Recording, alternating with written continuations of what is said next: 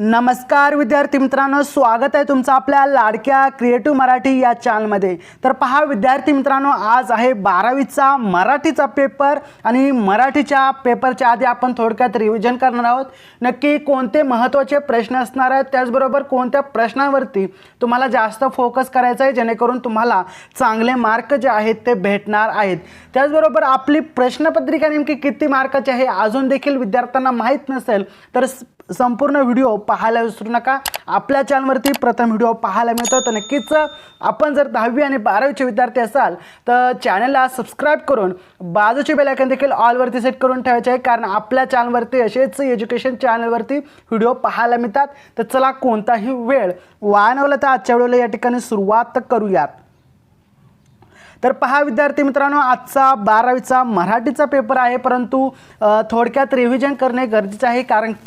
कारण तुम्ही जेव्हा पेपरला जाल तेव्हा तुम्हाला समजेल की आपण नक्की व्हिडिओमध्ये पाहिलं काय होतं आणि आता पेपरमध्ये तेच तर आलेलं नाही आहे का, असं देखील आपल्याला प्रश्न पडणार आहे। त्यामुळे आपण थोडक्यात रिव्हिजन करणार आहोत, कशा प्रकारे प्रश्न येणार आहेत, कशा प्रकारे सोडवायचे आहेत, सगळं आपण डिटेलमध्ये आजच्या व्हिडिओमध्ये पाहणार आहोत। व्हिडिओ थोडक्यात होणार आहे, तुम्ही पेपरला जायच्या अगोदर थोडक्यात हा व्हिडिओ पहा आणि पेपरला जा, तुम्हाला प्रश्नपत्रिका जी आहे ती सोपी जाणार आहे। पाहूयात। तर पहा विद्यार्थी मित्रांनो, आता 10वी आणि आपल्याला वेळ असणार आहे 3 तासाचा। गुण आहेत आपल्या यासाठी 80 गुणाचा हा पेपर असणार आहे। एकूण 8 पेजेस या ठिकाणी आपल्याला असणार आहे पेपरसाठी आणि काही या ठिकाणी महत्त्वाच्या सूचना देखील असतात, त्या आपल्याला थोडक्यात वाचणं महत्त्वाचं आहे। सर्वप्रथम विद्यार्थी मित्रांना काय करायचं आहे लक्षात द्या, तुम्हाला जेव्हा प्रश्नपत्रिका हातात देतील तेव्हा सर्वप्रथम एक 5 मिनिटं तुम्हाला सर्व प्रश्न वाचून घ्यायचे आहेत। वाचल्यानंतर त्या पेपरवरती, त्या प्रश्नपत्रिकेवरती कोणतीही खाडाखोड कोणत्याही पेनाने पेन्सिलने काही लिहायचं नाही आहे। आपल्याला फक्त लक्षात ठेवायचं आहे की कोणता प्रश्न आपल्यासाठी महत्त्वपूर्ण आहे, कोणता सोपा आहे आणि तेवढं महत्त्वाचं वाचायचं आहे आणि पटपट लिहायला सुरुवात करायचं आहे। कारण बरेच विद्यार्थ्यांचे असे प्रश्न असतात की सर आम्हाला पेपर सोपा होता परंतु वेळ जो आहे तो वेळ पुरलेला नाही, वेळ आम्हाला लवकर समाप्त झाला। तर पहा विद्यार्थी मित्रांनो, जे महत्त्वाचे सोपे मोठे प्रश्न असतात ते लवकर सोडवण्याचा प्रयत्न करा। तर पहा, सर्वात महत्त्वाची सूचना आहे, सूचनेनुसार आकलन कृती व व्याकरण यांमधील आकृत्या आपल्याला काढायला सांगितलेल्या आहेत। त्यानंतर आकृत्या ह्या पेनानेच काढायच्या आहे, पेन्सिल वापरायची नाही, आपल्या ठिकाणी पेनाचा उपयोग करायला सांगितलेला आहे। त्यानंतर उपयोजित लेखनातील कृतीसाठी सूचना निवेदन आकृतीची आवश्यकता नाही, तसेच या आकृती पाहून किंवा लिहू घेऊ नयेत यामध्ये सांगितलं आहे। विभाग 5 आहे उपयोजित लेखनाचा आहे। प्रश्न क्रमांक 5व्यातला अ आहे। दुसरा आहे सारांश लेखन, या घटकासाठी गद्य विभागातील प्रश्न क्रमांक 1 हा आहे ई, अपठित उत्तर आहे आणि यामधून तुम्हाला उत्तराचा सारांश लिहायचा आहे। आता ही झाली थोडक्यात। तर आपण आता प्रश्न क्रमांक 1 हा जो गद्य आहे याकडे आपण वळूयात, खूप महत्त्वाचा आहे। आणि गद्य विभाग 1 गद्य हा आहे 18 गुणांसाठी। लक्षात ठेवा, सर्वात महत्त्वाचा पहिला प्रश्न आहे 18 गुणांसाठी आणि हे 18 पैकी आपल्याला सरासरी 15 ते 16 मार्क असे पडणार आहेत। कसे पडणार आहेत पाहूयात। सोपा आहे प्रश्न, फक्त समजणं महत्त्वाचं आहे। तर पहा विद्यार्थी मित्रांनो, या ठिकाणी प्रश्न क्रमांक 1 आहे, 1 मधला पहिलाच आहे अ, खालील उत्तराच्या आधारे सूचनेनुसार कृती करा। आता काय करायचं आहे की हा प्रश्न जो आहे पहिला हा आहे 7 गुणांसाठी। आता 7 गुणांसाठी आहे, परंतु कसा सोडवायचा ते आपण या ठिकाणी पाहूयात। तर पहा विद्यार्थी मित्रांनो, खालील आकृत्या पूर्ण करा। म्हातारीच्या जगण्याचा एकमेव आधार काय होतं, तर हा जो प्रश्न आहे 1 गुणांसाठी आहे आणि म्हातारीची वाट पाहणं सुखाचं बनविणारी व्यक्ती कोण होती, हा देखील 1 गुणांसाठी आहे। आता हे 2 गुण झाले आपल्यासाठी। आता पहा या ठिकाणी हा जो तुम्हाला उत्तरा दिसतो हा व्यवस्थित वाचून घ्यायचा आहे आणि वाचल्यानंतर यामध्येच तुम्हाला उत्तर भेटणार आहे। पहा यामध्येच तुम्हाला उत्तर भेटणार आहे. व्यवस्थित 2 ते 3 मिनटं वाचायचं आहे आणि या 2 प्रश्नांची उत्तरे तुम्हाला लिहायचं आहेत. 2 मार्क कुठंच गेले नाही, कारण तुम्हाला या ठिकाणी मनानं लिहायचंच नाही, कारण या ठिकाणी जो उतारा आहे त्या उतारामध्येच तुम्हाला प्रश्नाचे उत्तर मिळून जाणार आहे. मग 2 मार्क झाले. किती? 7 पैकी 2 मार्क तुम्हाला या ठिकाणी झाले. आता राहिले 5 गुण कसे मिळवायचे पहा. पुढचा प्रश्न, पोस्टमनने आपल्या मुलाला दाखवतो. काय दाखवतो? पोस्टमन आपल्या मुलाला दाखवतो. काय दाखवतो?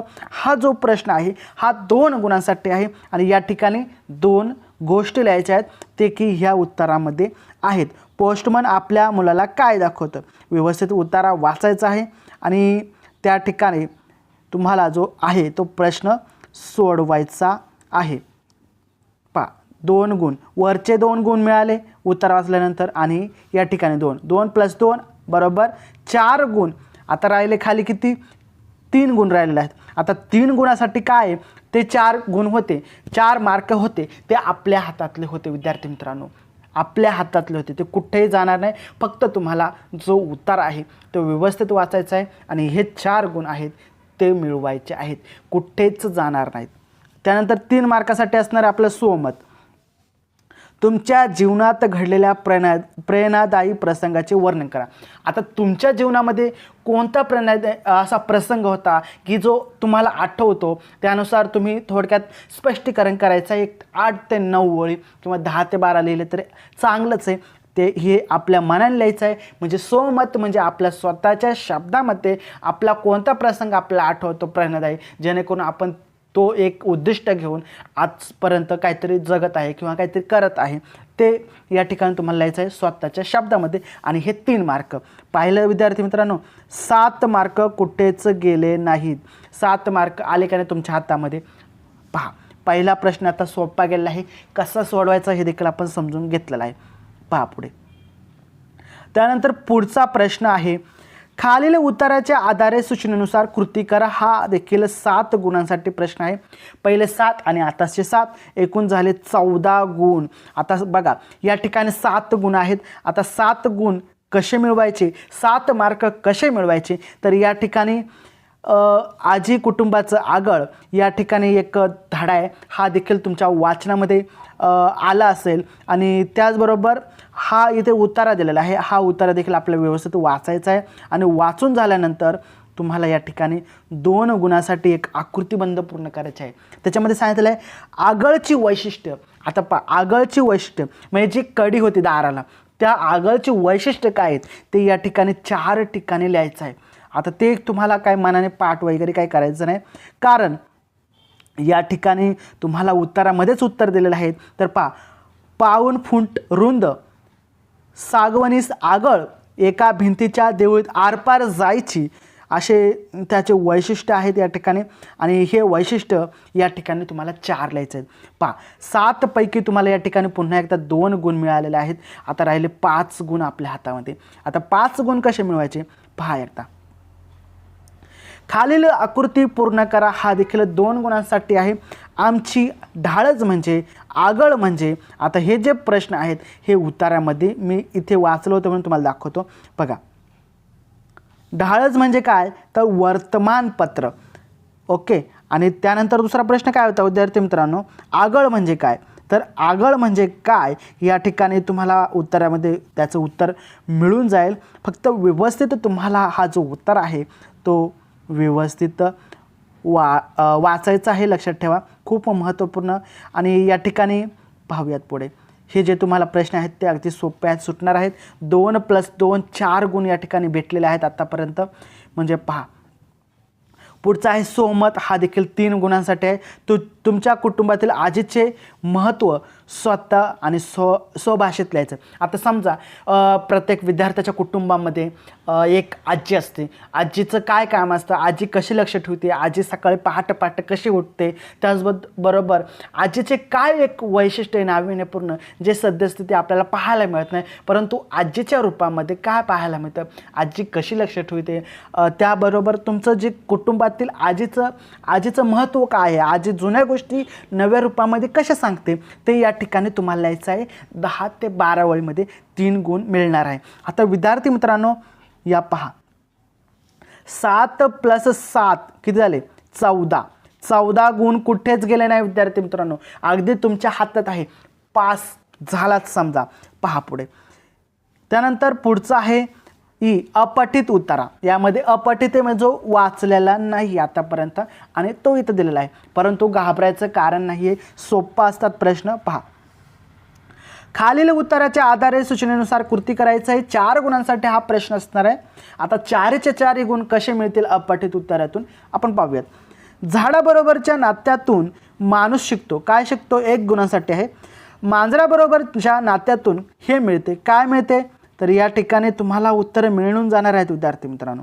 पाहू शकता, हा उत्तरा जो आहे व्यवस्थित वाचून घ्यायचा आहे आणि उत्तराचं लिहायचं आहे. आणि 2 गुण राहिलेले आहेत तुमच्या आवडत्या पाळीव प्राण्याबद्दल. आता समजा माझ्या घरी एक कुत्रा आहे आणि समजा कुत्रा आहे. तुम्हाला 10वीच्या विद्यार्थ्यांना आठवत असेल, निलू नावाचा एक धडा होता. त्या धड्यामध्ये निलू म्हणजे एक कुत्र्याचा नाव आहे, एक डॉग आहे. त्या कुत्रा कसा पालनपोषण करतो, कसं राहतो, कसं आपल्या कुटुंबाची देखभाल करतो, दारावर का होईना परंतु कोणी जरी नवीन पाहुणा आला तर तो भुंकतो, आपला व्यक्ती असेल तर तो भुंकत नाही, असं त्याचं जो रुटीन असतं तो कशा पद्धतीने तो पाळीव प्राणी दाखवलेला आहे निलू नावाचा. तसंच तुम्ही एक स्वतःच्या घरी तुमचा एक कुत्रा असेल, डॉग असेल किंवा मांजर असेल तर त्याचं त्या पाळीव प्राण्याबद्दल तुम्हाला थोडक्यात त्या ठिकाणी माहिती लिहायची आणि ते 2 गुण तुम्हाला या ठिकाणी भेटणार आहेत. झाले तुमचे 4 गुण. 4 गुण कुठेच गेले नाही म्हणजे ते 14 आणि एकूण 18 गुण या ठिकाणी भेटणार आहेत तुम्हाला. आता त्यानंतर विभाग 2 मध्ये जाऊयात. 18 गुण भेटलेले आहेत, पासिंग पुरता झालेले आहेत, परंतु आपल्याला पासिंग पुरता नाही तर आपल्याला टॉपला जायचं आहे. पहा, विभाग 2 आहे पद्य. 16 गुणांसाठी आहे हा प्रश्न, लक्षात ठेवा विद्यार्थी मित्रांनो. आता याच्यामध्ये काय आहे तर खालील कवितेच्या आधारे सूचनेनुसार कृती करायची आहे आणि हा प्रश्न असणार आहे 2 गुणांसाठी. हा देखील महत्त्वपूर्ण प्रश्न आहे. कसा सोडवायचा पाहूयात. चौकटी पूर्ण करा. संत रामदास यांनी विचार करून करायला सांगितलेल्या गोष्टी कोणत्या? 2 लिहायच्यात. आता कोणत्या विचार करायला सांगितले तर या ठिकाणी पहा, फळ ओळखेविना खाऊ नये, पडली वस्तू घेऊ नये, पापद्रिय जोडू नये. या ठिकाणी बरेचसे आहेत, ते 2 कोणत्याही गोष्टी या ठिकाणी लिहायचे आहेत आणि 2 गुण तुम्हाला या ठिकाणी भेटणार आहेत. पहा, म्हणजे आत्तापर्यंत जवळजवळ 20 गुणांचा जो पेपर होता त्या ठिकाणी आपण अभ्यासलेला आहे आणि 20च्या पैकी 20 मार्क तुम्हाला पडणार आहेत. आकृती पूर्ण करा, कधीही करू नयेत, अशा कोणत्या गोष्टी आहेत आपण या ठिकाणी आत्ताच कवितेमध्ये अभ्यासल्या आहेत. 2 गुणांसाठी हा प्रश्न आहे. तर या ठिकाणी पाहूयात कोणत्या गोष्टी करू नयेत. बाष्कळपणे बोलू नये, घेतला तरी राखू नये, परोधन होऊ नये. अशा प्रकारे जे आहेत ते या ठिकाणी तुम्हाला उत्तर लिहायचे आहेत. कोणतेही 4 लिहायचे आहेत, कोणत्या गोष्टी करायच्या आहेत आणि 2 गुण भेटणार आहेत. पाहूयात पुढे. खालील काव्यपंक्तीचा सरळ अर्थ तुमच्या शब्दामध्ये लिहायचा. 2 गुणांसाठी हा प्रश्न असणार आहे. जणे अर्जव तोडू नये, पापद्रव्ये जोडू नये, पुण्यमार्ग सोडू नये कदाकाळी. आता पहा, ही जी तुम्हाला अभंग दिलेला असेल, कविता दिली असेल, जो काय असेल, परंतु ह्या जो ओळी आहेत या 4 वळी, ह्या 4 वळी असो 2 वळी असो, त्या ओळींमध्ये नक्की काय सांगण्याचा प्रयत्न केलेला आहे ते तुम्हाला थोडक्यात तुमच्या स्वभाषेमध्ये लिहायचं आहे. एक 4-5 ओळी जर लिहिलं तर तुम्हाला 1-2 मार्क मिळून जातील. आता काय सांगितलेलं आहे तर पापद्रिय जोडू नये, म्हणजे पापाचा जो मार्ग आहे तो स्वीकारायचा नाही, पाप करायचं नाही, आपल्याला पुण्य करायचं आहे, पुण्य मार्ग सोडायचा नाही आहे, पुण्य मार्ग करत राहायचा, कधी ना कधी कष्टाचं फळ भेटणार आहे. अशा प्रकारे आपल्याला हे जो प्रश्न आहे तो सोडवायचा आहे आणि 2 गुण तुम्हाला भेटणार आहेत. पहा पुढे.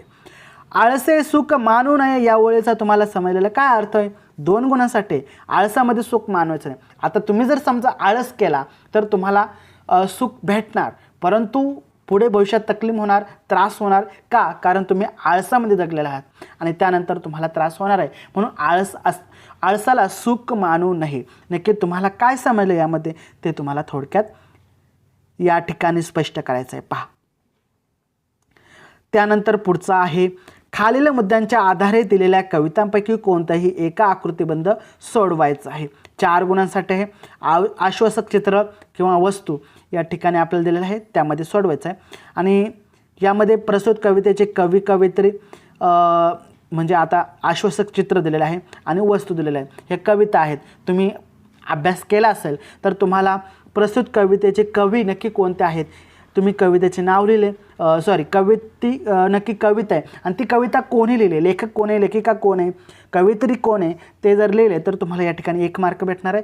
कवितेचा विषय काय होता जर समजला असेल 1 मार्क भेटणार. कविता आवडण्याचा अथवा न आवडण्याची तुमची कारणे स्वतःबद्दल लिहायचं, आवडली तर आवडली, नाही तर नाही, का नाही आवडली ते देखील या ठिकाणी लिहायचं आहे. आणि हा 2 गुणांसाठी आहे. एकूण आपल्याला 4 गुणांसाठी आपल्याला ह्या ठिकाणी आलेला आहे. पुढचं पहा, रसग्रहण अतिशय सोपा आहे. बऱ्याच विद्यार्थ्यांना अवघड जातो, परंतु अवघड जाण्यासारखं काहीच नाही, समजून घ्या. खाली दिलेल्या काव्यपंक्तीचं रसग्रहण करायचं आहे. 4 गुणांसाठी हा असणारा प्रश्न. वाहतूक कलेतून प्रवेशातना वास्तवात हातात हात असलेल्या दोघांचा आहे. आता पहा, वाहतूक कलेचा खेळ एक विद्यार्थीने या ठिकाणी आपण म्हणजे कविता अभ्यासली होती मागच्या व्हिडिओमध्ये. त्या ठिकाणी वाहतूक कलेच्या खेळामार्फत ते विद्यार्थी कसं काय स्पष्ट करण्यास सांगते ते या ठिकाणी थोडक्यात स्पष्ट करायचं आहे. 2 गुणांसाठी आहे. नंतर वस्तूंना मनही नसेल कदाचित, पण त्या असल्यासारख्या वागलं तर वस्तू प्रचंड सुखावतात. काय समजलं तुम्हाला यात ओळीतून अर्थ ते तुम्हाला लिहायचं आहे. त्यानंतर आपण विभाग 3 का जाऊयात विद्यार्थी मित्रांनो. विभाग 3 आहे स्थूल वाचन. हा आहे 6 गुणांसाठी. खालीलपैकी कोणत्याही 2 कृती आपल्या या ठिकाणी सोडवायच्या आहेत. प्रथम आहे गिरिजा कीर यांच्या बालनाटकींच्या विशेष स्पष्ट करायचं आहे. माणुसकी पेरणे काळाची गरज आहे या विधानाचा तुम्हाला समजलेला अर्थ स्पष्ट करा. माणुसकी म्हणजे आता सद्यस्थिती आपण जर पाहायला गेलो तर आपल्याला सध्या म्हणजे सर्वजण आपण पाहायला गेलो तर माणुसकी सध्या कमी होताना आपल्याला पाहायला मिळते आणि त्यामुळे माणुसकी का सध्याची गरज आहे काळामध्ये ते आपल्या ठिकाणी थोडक्यात स्पष्ट करायचं आहे. तुमचा अभिप्राय स्पष्ट करायचा आहे. त्यानंतर प्रश्न 3 आहे मधुचे कृत्य संवेदनशील मनाचे उत्तम उदाहरण आहे हे तुम्हाला पटवून द्यायचं आहे का आहे. त्यानंतर आपण पुढे जाऊयात. पुढचा आहे व्याकरणावरती अभ्यास आहे. विभाग 4 आहे भाषा अभ्यास आणि हा 16 गुणांसाठी आहे. विद्यार्थी मित्रांनो लक्षात घ्या, व्याकरण घटकावरती आधारित आहे हा जो प्रश्न आणि व्याकरण पूर्णतः 16 गुणांसाठी आहे. खालील सामासिक शब्दांचा समास ओळखायचा आहे. या ठिकाणी आपल्याला दिलेला आहे पंचपाचळ आहे, पुरुषोत्तम, नयनकमल, आई वडील. आता या ठिकाणी आपल्याला समास ओळखायचा आहे आणि समास ओळखून तुम्हाला 2 गुणांसाठी आहे. तुम्ही जर शिकला असाल तर तुम्हाला समजून जाईल. आता पुढचा आहे शब्दसिद्धी. पुढील शब्दांच्या आधारे तक्ता पूर्ण करायचा आहे. प्रत्येक घट्टीमध्ये शब्द कोणता जाणार आहे, उपसर्गी घट्टीमध्ये शब्द कोणता जाणार आहे, अभ्यस्तमध्ये शब्द कोणता जाणार आहे. 2 गुणांसाठी हा प्रश्न असणार आहे. जसं की फडफड, भर दिवसा, टिकाऊ, निकोप हे जे आहेत हे शब्द तुम्हाला या चौकटीमध्ये बसवायचे आहेत. त्यानंतर पुढचा प्रश्न आहे वाक्यप्रचार आणि वाक्यप्रचार हा 4 गुणांसाठी आहे. विद्यार्थी मित्रांनो खालीलपैकी कोणत्याही 2 वाक्यप्रचारांचा अर्थ सांगायचा आहे आणि त्याचा वाक्यामध्ये रूपांतर करायचं आहे. याचना करणे, नवल वाटणे, साद घालणे असे या ठिकाणी प्रश्न आहेत. 4 गुणांसाठी हा प्रश्न आहे. विद्यार्थी मित्रांनो सर्वप्रथम तुम्हाला त्याचा अर्थ लिहायचा आहे आणि अर्थ लिहिल्यानंतर तुम्हाला वाक्यात उपयोग करायचा आहे. त्यानंतर भाषा सौंदर्य भाषिक घटकांवर आधारित हा कृती करायचा आहे आपल्याला. शब्द संपत्ती हा प्रश्न जो आहे 1 गुणांसाठी आहे. विद्यार्थी मित्रांनो शब्द समूहासाठी 1 शब्द लिहा. सामाजिक सेवा करणारा, समाजसेवक. गुरे राखणारा काय होतं तुम्हाला लिहायचं आहे. मला पण माहिती नाही आहे परंतु तुम्ही अभ्यास केला असेल तर समजून जाईल. व्याकरण आहे, सोपं आहे. खालील शब्दांचे वचन ओळखायचं आहे आपल्याला. 1 गुणांसाठी पुस्तके कोणता आहे, अनेक वचन आहे. नदी एक वचन आहे. खालील शब्दांचा समानार्थी शब्द लिहायचा आहे. पृथ्वीचं काय होतं, पक्षीचं काय होतं हा 1 गुणांसाठी आहे आणि समानार्थी शब्द अतिशय सोपे येतात त्यामुळे लिहिण्याचा प्रयत्न करा. खालील शब्दापासून 2 अर्थपूर्ण शब्द तयार करायचा आहे. 1 गुणांसाठी आहे, खूप सोपा आहे. बेजबाबदारपणा किंवा या ठिकाणी आपण शब्द तयार करू शकतो दारपण. त्यानंतर बरेच शब्द तयार होतील, तुम्ही तयार करण्याचा प्रयत्न करा. सोपं आहे, आपल्या भाषेमध्ये प्रश्न आहे. पहा पुढे लेखकानुसार लेखन म्हणजे या ठिकाणी अचूक शब्द ओळखायचा आहे. कोणते 4 आणि 2 गुणांसाठी आहेत. म्हणजेच या ठिकाणी पहा प्रतिबिंब प्रतिबिंब प्रतिबिंब प्रतिबिंब कोणता शब्द बरोबर वाटतो त्या ठिकाणी लिहायचा आहे. शारीरिक शारीरिक शारीरिक शारीरिक. निसर्ग आहे, निसर्ग निसर्ग निसर्ग म्हणजे चारपैकी कोणता बरोबर वाटतो तर या ठिकाणी आपल्याला लिहायचं आहे. तर पहा विरामचिन्ह पाहूयात आता आपण. 1 गुणांसाठी विरामचिन्ह आहे, खाली विरामचिन्ह ओळखून त्यांची नावे लिहायची आहेत. आता या ठिकाणी क्वेश्चन मार्क म्हणजेच मराठीमध्ये होता प्रश्नार्थ वाक्य म्हणतो आपण त्याला, म्हणजे आपण क्वेश्चन मार्क म्हणतो. त्या ठिकाणी हे कोणतं विरामचिन्ह आहे ते आपल्याला ओळखायचं आहे. त्यानंतर पहा पारिभाषिक शब्द, म्हणजे या ठिकाणी तुम्हाला काही पण वेगळं इंग्लिश शब्द असेल ते आपल्या मराठी मातृभाषेमध्ये लिहायचं आहे 1 गुणांसाठी.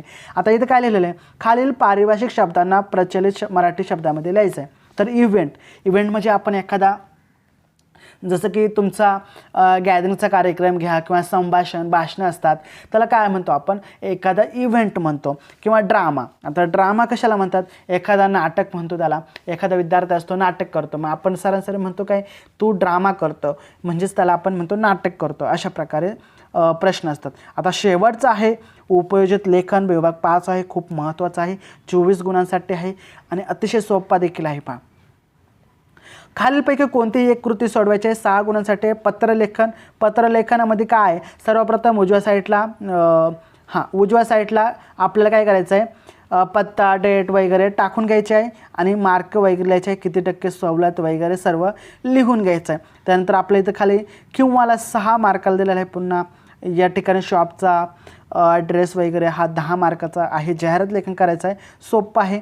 त्यानंतर खाली बातमी लेखन देखील सोपं आहे विद्यार्थी मित्रांनो. कोणतीही कृती सोडवायची आहे, खूप सोपी आहे. आणि शेवटचा जो प्रश्न आहे, आत्मकथन करायचं आहे. पूरग्रस्त शेतकऱ्यांचे आत्मकथन लिहायचं आहे. शेतकऱ्याबद्दल तुम्हाला थोडक्यात माहिती लिहायची आहे विद्यार्थी मित्रांनो या ठिकाणी. आणि वृक्ष हेच आपले खरे मित्र, म्हणजे वृक्ष हेच आपले खरे मित्र का म्हणतो आपण, वृक्षाबद्दल माहिती लिहायची आहे. वृक्ष आपल्याला काय देतात, फळे देतात, पाणी देतात, त्याचबरोबर थंडी हवा देतात, ऑक्सिजन देतात, हे तुम्हाला थोडक्यात स्पष्ट करून सांगायचं आहे. त्याचबरोबर विद्यार्थी मित्रांनो आजची महत्त्वाची प्रश्नपत्रिका होती. रिव्हिजन करून पेपरला जा, प्रश्न सोपे जाणार आहेत तुम्हाला. परीक्षेसाठी ऑल द बेस्ट, हार्दिक शुभेच्छा. तुम्हाला पेपर चांगला जावं. चला भेटूया पुढच्या व्हिडिओमध्ये. तोपर्यंत जय हिंद, जय महाराष्ट्र, वंदे मातरम.